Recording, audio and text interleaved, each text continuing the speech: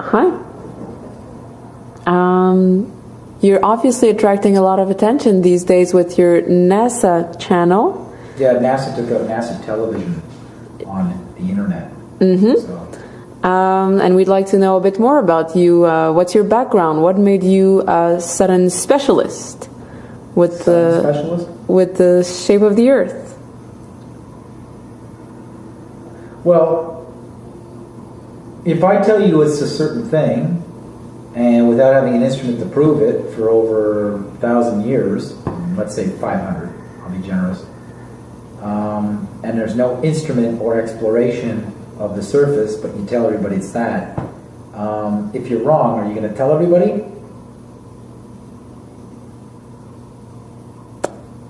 Good question. There's a lot riding here.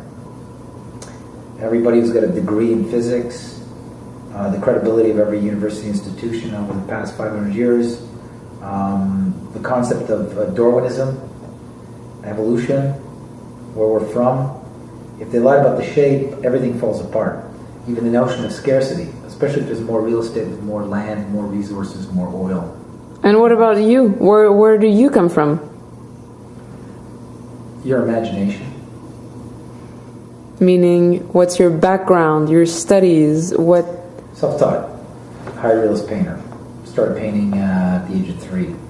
So before my brain was gotten a hold of by curriculums in schools, I was already well on my way in understanding perspective on the horizon line.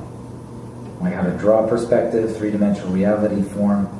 My goal at a very young age was to be able to reproduce paintings that looked like reality, like a camera took it. It's just this weird fetish I've always had since I was very young. When you would look at an image, I would have a photo right next to the image, and I really get off on confusing people whether they could decide. And I'd say, which one's the photo? And I would get off. It's been this freaky fetish I've always had to watch people's eyes sort of scramble. They would come up closer, and I'd be, no, 6 feet. You have to decide from 6 feet. In this case, when it comes to a picture of the Earth from space, not only will no one ever go up in a rocket to check out if it does look like that, but it's more than the distance of 6 feet. So you were hired by NASA not because of your knowledge in astronomy, just because of your talent at painting? They enjoyed the way I painted things to make things look real, like my understanding of light. How I could take something that doesn't exist in reality. After a certain point, I surpassed needing photos, and I could basically construct things that don't exist, understanding how light would hit form. And they recruited me after a vernissage, after I graduated from political science intelligence at a Jesuit school in Canada, known as St. Francis Xavier. They recruited me at a university exhibition. And what was your job like? Well, in the beginning it was like, we'd like to see some samples of textures and stuff like that, and they started really pushing me into using, different types of spill effects and stuff like that. They already had an idea, like they seem to already have this system of textures or ways to make textures. So they asked me to, I guess I was just filling in on somebody else's work, like a predecessor who went into retirement. And once in a while I would get calls from a gentleman who was the head of the graphics department, and he'd ask me to change the color on things or the lighting. And then what they would do is they would send me like a drawing or an architectural drawing of like an instrument that might be scouting the surface of a celestial body, be it a moon or a planet.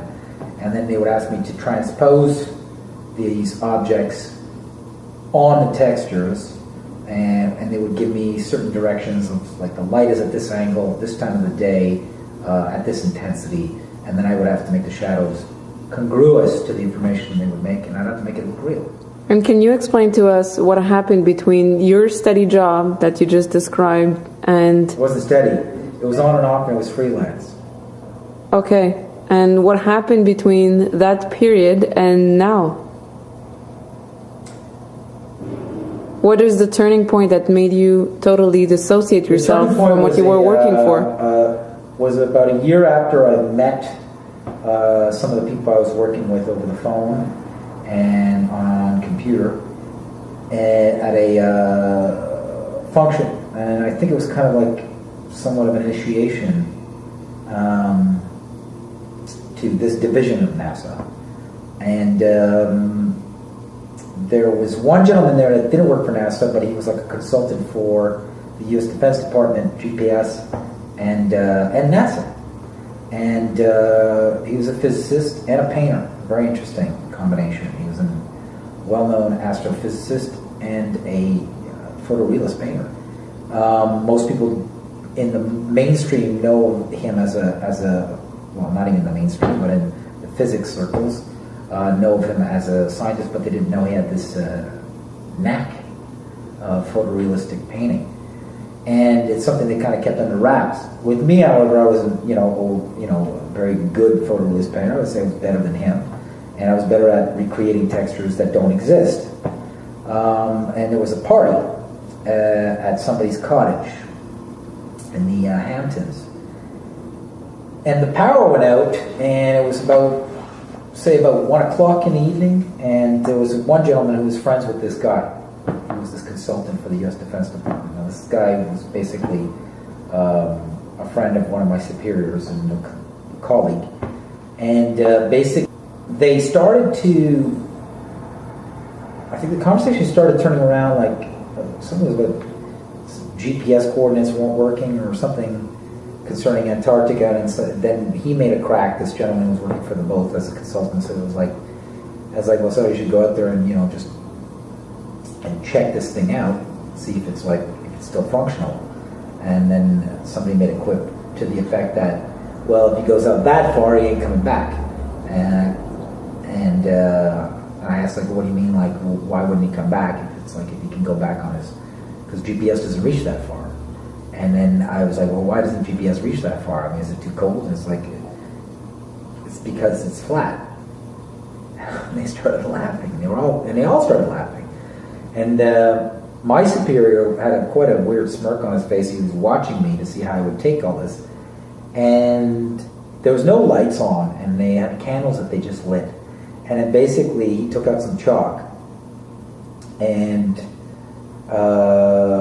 was like a cement sort of plank floor of some sort, and he started drawing out the Earth, all the continents exactly, but how they function, everything, physics, science, how everything we understand in movement of energy and objects in this new or hidden science, hidden from the public, how everything is caused by temperature, as opposed to like this very evasive notion of energy with Einstein and Hawking, that there's three ingredients to make a universe: energy, mass, and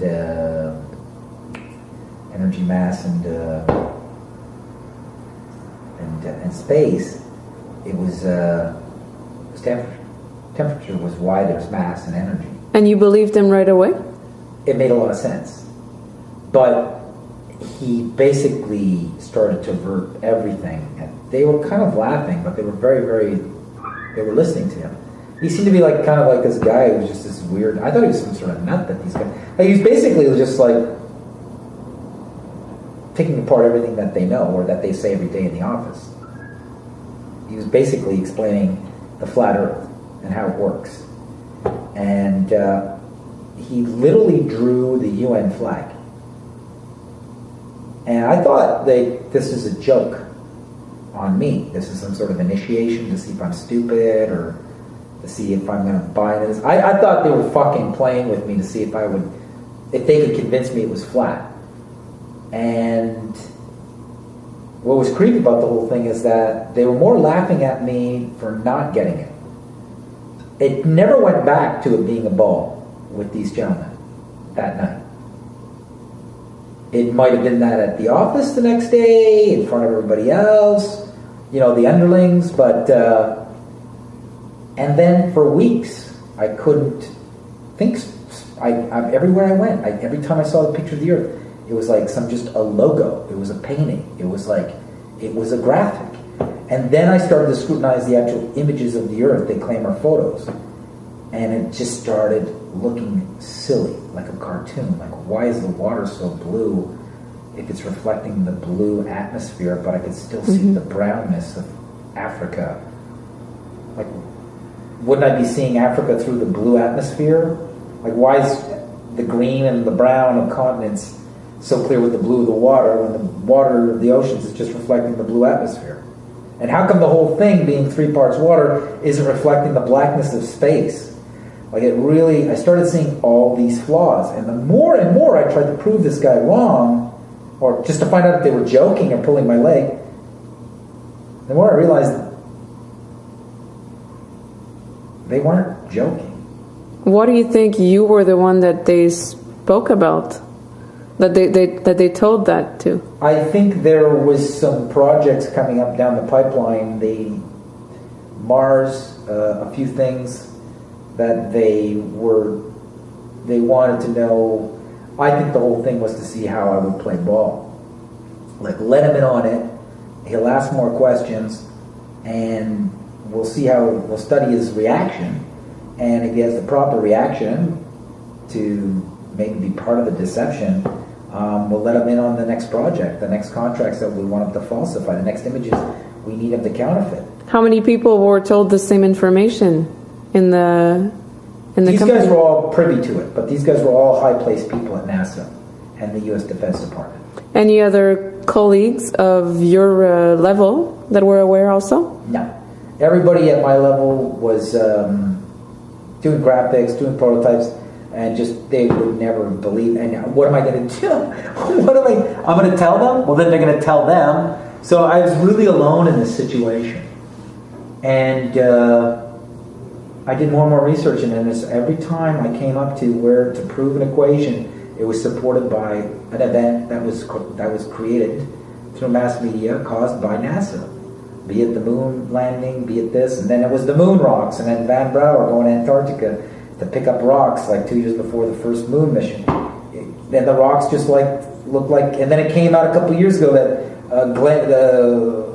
John Glenn, when he went on this world tour to sort of like do a PR campaign, hey, we went to the moon, and he gave rocks to the Queen of England, and she gave those rocks to the museum in Amsterdam, and up until a couple of years ago, they found out that was just petrified wood. It wasn't a rock from the moon at all.